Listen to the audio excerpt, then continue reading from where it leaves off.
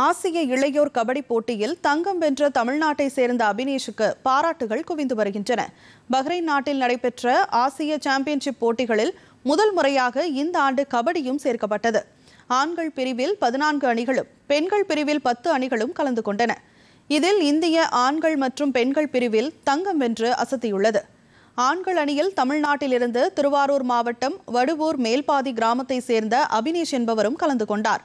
அபினேஷின் தந்தை விபத்தில் உயிரிழந்துவிட்ட நிலையில் அங்கன்வாடி ஊழியரான அவரது தாய் தனலட்சுமியின் வளர்ப்பிலேயே அவர் வளர்ந்து வந்தார்.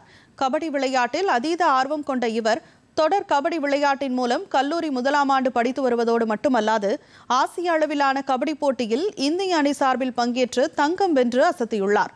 ஏழ்மையான குடும்பத்தை சேர்ந்த வீரரான அபினேஷ் சிறப்பாக விளையாடியது வடுவூர் மக்களிடையே மகிழ்ச்சியை ஏற்படுத்தியது.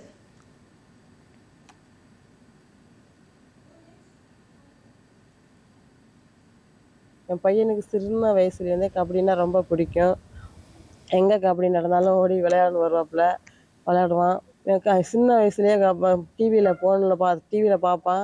பார்க்கும்போது இந்த ப்ரோ கபடியை தான் பார்த்துட்டு இருப்பாங்க. அப்போ அந்த பிள்ளைங்கள்லாம் அடிச்சுக்கிட்டு என்னை ரொம்ப கிழிச்சு நான் விளையாடுற ஒரு நாளைக்கு மேல் வருவாமான்னு சொல்லுவான். இந்தியாவுக்கு பெருமை தேடி கொடுத்துருக்கேன். என் பையனுக்கு ரொம்ப எனக்கு சந்தோஷமாக இருக்குது. இந்த கிராமத்தில் மேலும் ஒரு வரலாறு அபினேஷ் இந்தியா போயிருக்கிறது எங்களுக்கு ரொம்ப பெருமையாக இருக்குது. சிறு வயதுலேருந்து நல்ல கடினமாக உழைப்பாளியவன்.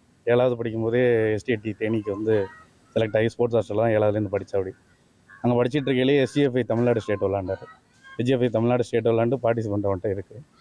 அது இல்லாமல் இதில் இந்த அண்டர் 18 புதுசாக இப்போ தான் ஃபஸ்ட் டைம் சேர்த்துருக்காங்க அண்டர் 18 ஏஷியன் கேம்ஸில். இதில் தமிழ்நாட்டுக்காக பார்ட்டிசிபேட் பண்ணி குவார்ட்டரில் தோல்வி அடைஞ்சாங்க. அதுலேருந்து 32 பேர் இந்தியா கேம்ப் செலக்ட் பண்ணியிருந்தாங்க. அதில் ஒரு ஆளாக இங்கேருந்து போயிருந்தான். அதிலிருந்து ஒரு ஆள் தமிழகத்திலேருந்து இந்திய அணிக்கு அபினேஷ் தான் தேர்வாகி போயிருந்தது எங்களுக்கு பெரிய மகிழ்ச்சியான விஷயம்.